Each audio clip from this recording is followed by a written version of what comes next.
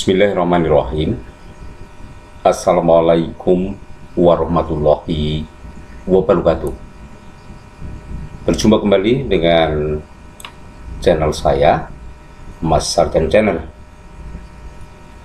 Bapak Ibu guru yang berbahagia, kesempatan kali ini saya menyampaikan materi yang berbeda, yaitu materi seri guru naik pangkat. Kali ini saya akan mencoba membantu menyampaikan bagaimana cara benar membuat laporan pengembangan diri. Laporan pengembangan diri menjadi hal yang wajib bagi ASN guru dalam kenaikan pangkat dalam jabatan. Laporan pengembangan diri yang akan saya sampaikan nanti dapat digunakan untuk membuat laporan kegiatan workshop, kegiatan diklat, kegiatan webinar, seminar, in-house training, ataupun kegiatan ilmiah lainnya. Baik, tidak perlu berpanjang lebar, kita akan segera masuk pada tayangan selanjutnya.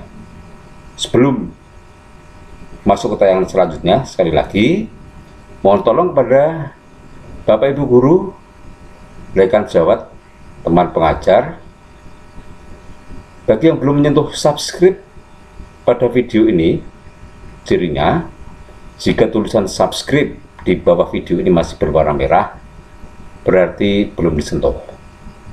Mohon tolong untuk bisa disentuh terlebih dahulu.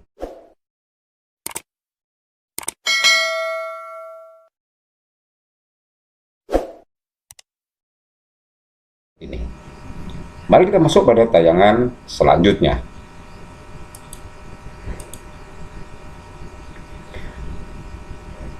Komponen penilaian kinerja berkelanjutan berdasarkan pasal 11 ayat C Permenekpan RB nomor 16 tahun 2009 itu terdiri atas komponen pengembangan diri, kemudian komponen publikasi ilmiah, dan komponen karya inovasi. Ini adalah komponen penilaian kinerja berkelanjutan. Syarat utama pengembangan keprofesian yang harus dimiliki oleh seorang guru jika ingin naik pangkat.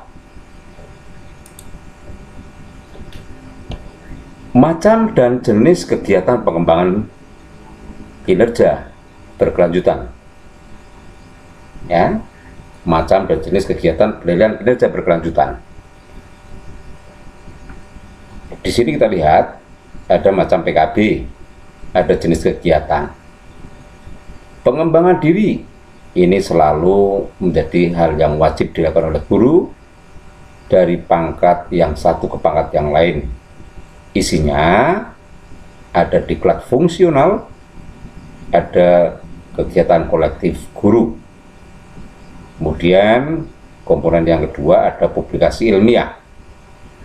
Publikasi ilmiah cukup banyak. Di sini ada kegiatan presentasi pada forum ilmiah, ada publikasi ilmiah atas hasil penelitian ataupun gagasan ilmu di bidang pendidikan formal. Juga ada publikasi buku pelajaran, buku pengayaan, dan buku pedoman guru. Karya terjemahan dan sebagainya ini masuk di publikasi ilmiah. Kemudian komponen yang ketiga dari penilaian kinerja berkelanjutan adalah karya inovasi. Karya inovasi bisa dilakukan oleh Bapak Ibu guru dengan jenis kegiatan diantaranya menemukan teknologi tepat guna, menemukan atau menciptakan karya seni, membuat, memodifikasi alat pelajaran, alat peraga, ataupun alat praktikum. Kemudian mengikuti pengembangan penyusunan standar, pedoman soal, dan sejenisnya. Inilah macam jenis kegiatan yang bisa diikuti oleh Bapak Ibu guru dalam mewujudkan penilaian kinerja berkelanjutan. Sekarang kita masuk pada fokus pengembangan diri. Komponen pengembangan diri itu terdiri atas yang pertama mengikuti diklat fungsional, kemudian yang kedua mengikuti kegiatan kolektif guru yang meningkatkan kompetensi dan atau keprofesian guru. Inilah dua kegiatan utama dalam konsep pengembangan diri seorang ASN guru. Kita lihat sekarang diklat fungsional seperti apa yang bisa dilakukan oleh seorang guru.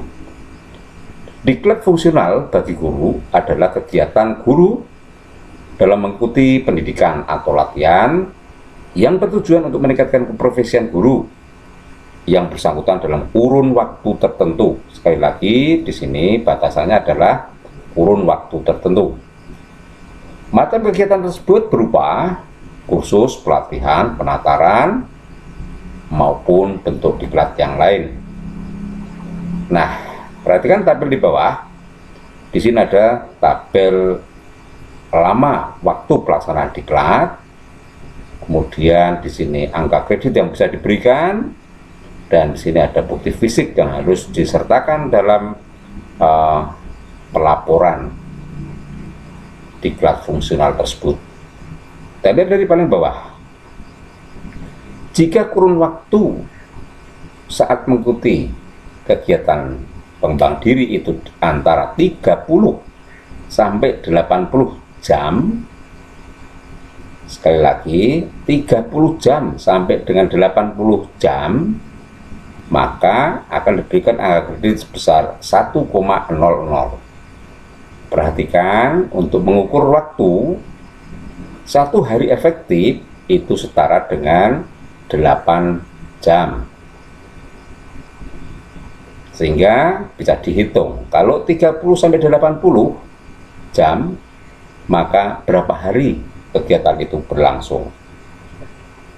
Naik ke atas sedikit, jika lama waktu yang ditempuh dalam diklat pelatihan itu antara 81 sampai dengan 180, maka akan diberikan angka kredit sebesar 2,00. Seterusnya sampai ke atas, dan di sini angka kredit tertinggi dalam pengembangan diri adalah 15,00. Bukti fisik yang harus disertakan saat usulan kenaikan pangkat adalah yang pertama, fotokopi sertifikat ataupun surat keterangan yang syah. Kemudian yang kedua, fotokopi surat tugas atau surat persetujuan yang dilegalisasi. Lalu ada laporan kegiatan, laporan pengembangan dirinya. Ini terkait dengan diklat fungsional guru. Selanjutnya, kegiatan kolektif guru.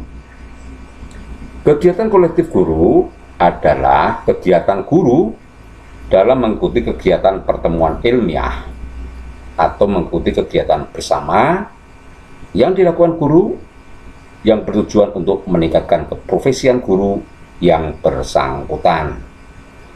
Perhatikan tabel di bawah. Di sini ada macam kegiatan kolektif guru, ada angka kredit yang bisa diberikan, dan bukti fisik yang harus disertakan saat pelaporan. Yang pertama, adanya lokakarya atau kegiatan bersama, seperti kelompok ataupun musyawarah kerja guru. Maka dalam hal ini adalah MGMP bagi guru setingkat SMP MTS dan SMA SMK. Untuk PAUD TK SD tentunya adalah KKG. Nah, nilainya adalah 0,15 dalam sistem paket. Satu paket 0,15. Dalam 1 tahun guru bisa melaksanakan paling tidak 4 paket. Kemudian nomor 2 adalah kegiatan ilmiah seperti seminar, kolokium, diskusi panel, ataupun bentuk pertemuan ilmiah lain. Dalam hal ini, kita bertindak sebagai apa? Jika Bapak Ibu bertindak sebagai peserta, ini ya, maka akan diberikan angka kredit sebesar 0,1. Jika Bapak Ibu bertindak sebagai pembahas, narasumber, atau pemakalah, maka akan diberikan angka kredit sebesar 0,20. Ini ya, nomor 2. Nomor 3, kegiatan kolektif lainnya yang sesuai dengan tugas dan kewajiban guru, semuanya bernilai 0,10. Sedangkan bukti fisik yang harus disertakan saat usulan kenaikan pangkat adalah ini. Ada fotokopi sertifikat, fotokopi surat tugas, laporan kegiatan, dan makalah yang diterima saat kegiatan tersebut, ataupun makalah yang dibuat oleh narasumber saat penyampaian materi tersebut. Berikutnya, nah, dalam membuat laporan pengembangan diri, seringkali terjadi penolakan oleh tim penilai. Seringkali terjadi kesalahan yang dilakukan oleh pengusul. Maka, sistematika penulisan laporan pengembangan diri yang benar adalah seperti tertera di tayangan ini.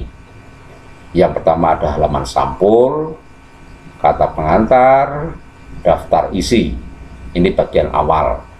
Kemudian bagian muka ya, dan bagian awal ini ada 7 macam. Mulai dari identitas kegiatan diklat, identitas peserta, tujuan penyelenggaraan diklat, surat penugasan, lembar pengesahan, fotokopi sertifikat yang dilegalisasi, daftar hadir kegiatan diklat. Ini harus ada pada bagian awal. Kemudian masuk ke bagian isi. Ada 4. Wajib ada 4. Pertama, tujuan dan alasan peserta mengikuti diklat. Kemudian yang kedua, deskripsi materi diklat. Yang ketiga adalah tindak lanjut akan dan setelah mengikuti diklat. Yang keempat, dampak mengikuti diklat, baik bagi diri sendiri, peserta didik, maupun sekolah. Bagian isi. Masuk pada bagian penutup. Nah, biasanya pada bagian penutup, para pengusul lupa. Dan karena lupa, laporan pengembangan diri biasanya ditolak. Maka isinya pada bagian penutup adalah 1. Harus ada matriks kegiatan, uraian materi, dan dokumen kegiatan. Seperti apa materi kegiatan? Seperti apa uraian materi? Lihat contoh laporan pengembangan diri yang akan ditayangkan pada tayangan berikut ini. Silakan diperhatikan dulu sistematikanya. Jika ada yang kurang jelas, bisa Bapak Ibu sampaikan pada kolom komentar video ini.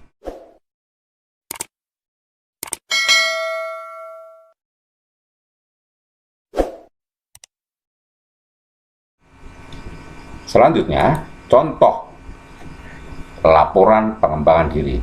Ini adalah bagian awal, bagian depan, cover laporan. Silakan laporan diklat, judul, kemudian judul spesifik, kegiatannya apa, ada logo, kemudian ada maksud tujuan disusunnya ini, lalu ada identitas pengusul. Ini adalah contoh cover laporan pengembangan diri. Selanjutnya, kata pengantar. Kata pengantar ditulis oleh penulis itu sendiri. Seperti biasa, narasi dari kata pengantar bisa disampaikan oleh pengusul berdasarkan pengalaman yang telah dilakukan. Selanjutnya masuk ke dalam daftar isi. Ya, di sini ada halaman sampul sampai ke bagian penutup. Nah, yang C tidak tampak, yang C seperti di depan tadi, dokumen kegiatan, gitu ya. Pada bagian penutup sekali lagi, materi kegiatan, uraian materi, dan yang C dokumen kegiatan. Ini tidak jauh beda dengan sistematika yang ada di depan tadi. Silahkan di sini dilengkapi dengan nomor halaman. Nomor halaman ya, tanda titik-titik ini. Nah, kita masuk pada bagian awal dari laporan PD ini. Yang pertama, identitas kegiatan diklat. Silahkan isinya apa? Ada nama kegiatan, waktu pelaksanaan, meliputi hari, tanggal, dan tempat. Kemudian yang ketiga, peserta. Ini dijelaskan jumlah peserta dari kegiatan itu dan berasal dari mana saja jenjang sekolahnya. Yang keempat adalah penyelenggara. Sekali lagi untuk penyelenggara, sah dapat dinilai oleh tim penilai angka kredit jika kegiatan workshop itu dilakukan oleh lembaga penyelenggara diklat serendah-rendahnya tingkat kabupaten kota. Adapun pihak ketiga, swasta, jika mengadakan, maka harus bekerjasama dengan dinas, dan dinas sebagai penyelenggara. Yang kelima adalah narasumber. Siapa saja narasumber yang akan tampil pada kegiatan tersebut. Silakan ditulis lengkap berikut dengan jabatan jika ada dan instansi yang jelas. Seperti ini ya. Ini adalah para narasumber kegiatan penulisan artikel ilmiah populer di media massa. Selanjutnya adalah identitas peserta diklat. Silakan ditulis lengkap, paling tidak seperti ini ya. Mulai dari nama sekolah, nama guru, sampai pada yang ke-14 adalah email dari yang bersangkutan. Berikutnya adalah tujuan penyelenggaraan diklat. Dalam hal ini, kegiatan pelatihan dengan kekhususan, maka tujuannya bisa disampaikan secara jelas. Ada berapa tujuan yang ingin dicapai dalam pelaksanaan diklat ini bisa diuraikan secara singkat di sini. Kemudian undangan kegiatan. Jika undangan tersebut ada, boleh dicantumkan. Kegiatan workshop diklat tentu diawali dengan undangan, diawali dengan penunjukan, boleh disertakan.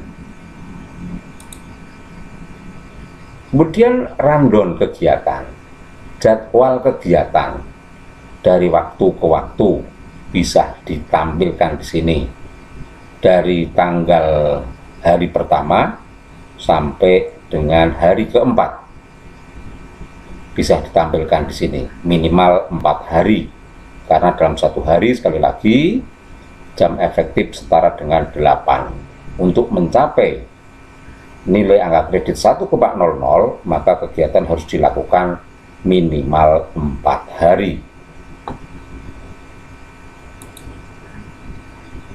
Seperti ini ya, rundownnya ditulis lengkap sampai akhir.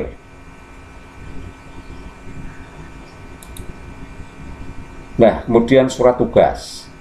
Seperti ini, surat tugas dikeluarkan oleh instansi asal peserta yang menyatakan penugasan terhadap yang bersangkutan.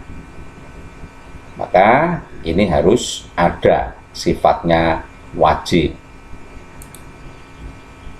Berikutnya adalah lembar pengesahan. Laporan PD ini harus disahkan oleh pejabat atasan langsung dari peserta diklat, oleh kepala sekolahnya sendiri. Ya, jadi ini lembar pengesahan. Bentuknya seperti ini. Bapak Ibu bisa membuat tidak jauh beda dengan ini. Selanjutnya adalah sertifikatnya. Fotokopi sertifikat yang dilegalisasi ini boleh disertakan.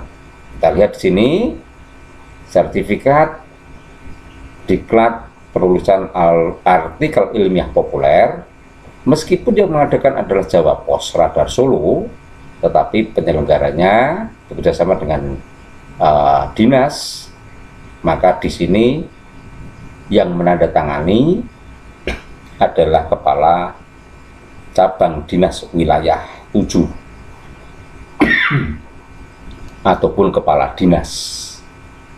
Dan di sini bukan mengetahui ya, jadi sebagai penyelenggara bukan ada tambahan mengetahui, tetapi langsung menunjuk pada jabatan kepala dinas ataupun PLT. Ini baru dinamakan sebagai penyelenggara dan sah untuk bisa dinilai. Kemudian dari Jawa Pos Radar Solo yang memang sebenarnya dia pelaksana operasional adalah di belakang ya. Dari radar Solo ya, Jawa Pos Radar Solo bisa memberikan penandatanganan pada bagian penilaian ini ataupun alokasi waktu.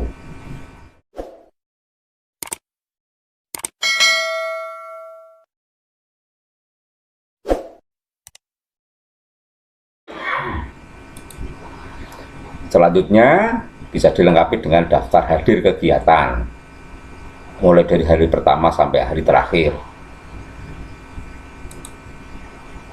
Kemudian kita masuk pada bagian isi. Yang pertama wajib sesuai dengan urut ya. A. Tujuan dan alasan mengikuti diklat apa? Kalau ini diklat penulisan artikel populer, maka isinya adalah seperti ini. Tujuan diuraikan secara lengkap. Kemudian alasan disertakan, alasan mengikuti diklat penulisan artikel populer. Kemudian B masuk pada deskripsi materi diklat. Nah, dalam hal deskripsi materi diklat ini bisa dituliskan menyesuaikan dengan isi dari sertifikat yang diterima. Kita lihat. Nah, seperti ini. Struktur program materi pelatihan ini bisa dilihat pada bagian belakang sertifikat yang diterima oleh Bapak Ibu. Silakan dipindahkan dan dituliskan di sini. Berikutnya, C adalah tindak lanjut akan dan setelah mengikuti diklat. Diklat apa? Misalnya penulisan artikel populer, maka tindak lanjutnya adalah seperti ini. Tindak lanjut akan mengikuti diklat. Uraikan untuk apa kita mau mengikuti diklat itu apa yang bisa kita ambil manfaatnya, bisa ditulis di sini. Kemudian tindak lanjut yang kedua yaitu setelah mengikuti, seperti ini ya, tindak lanjut setelah mengikuti diklat. Ini bisa diuraikan berdasarkan apa yang sudah diterima sehingga akan muncul motivasi setelah mengikuti diklat seperti apa, diuraikan di sini. Berikutnya adalah dampak mengikuti diklat. Satu, bagi peserta didik, uraikan dengan jelas dampak apa yang terjadi setelah Bapak Ibu mengikuti diklat tersebut. Satu, bagi peserta didik. Yang kedua yaitu bagi guru atau pengajar dan praktisi pendidikan. Seperti apa dampaknya setelah mengikuti itu? Bapak Ibu guru menjadi seperti apa? Apakah motivasi bertambah? Ada gairah untuk menulis dan sebagainya. Berikutnya adalah dampak bagi proses belajar mengajar itu sendiri. Maka di sini bisa diuraikan dengan jelas setelah dampak bagi murid ataupun bagi pengajar, dan sekarang bagi kegiatan PBM sendiri. Dampaknya ditulis secara lengkap. Nah, bagian akhir sampailah kita pada yang pertama, materi kegiatan. Tanpa ini Bapak Ibu laporan dianggap tidak lengkap. Maka silahkan dilengkapi materi kegiatannya. Kolom-kolom dalam materi kegiatan seperti tampak pada tabel ini. Pertama, silahkan ditulis nama diklatnya, kemudian tempat kegiatan, kemudian jumlah jam kegiatan diklat, nama fasilitatornya, kemudian mata diklatnya, lalu nama penyelenggara kegiatan diklat tersebut, dan di sini ada dampak. Ya, jadi untuk materi kegiatan itu berisi 7 kolom harus dilengkapi, mulai dari nama diklat sampai ke dampaknya. Bisa ya? Nah, silakan nanti segera disusun setelah Bapak Ibu mengikuti diklat. Ini masih lanjutan dari materi kegiatan, dan B adalah uraian materi diklat. Nah, di sini karena uraiannya materi itu berupa folder, boleh dituliskan seperti ini, tetapi nanti harus dicetak. Ya, PPT dari materi A, MS Word dari materi B, dan PPT dari materi C, semuanya harus dicetak sebagai bentuk uraian materi kegiatan diklat. Paham ya yang ini? Maka ketika kegiatan diklat, jangan lupa selalu minta materinya. Nah, terakhir adalah dokumen kegiatan. Dokumen-dokumen kegiatan ini berupa foto pelaksanaan kegiatan. Ini bisa menjadi satu keyakinan bagi tim penilai bahwa Bapak Ibu memang benar-benar mengikuti diklat. Demikian yang bisa saya sampaikan. Terima kasih telah menyaksikan. Wassalamualaikum warahmatullahi wabarakatuh.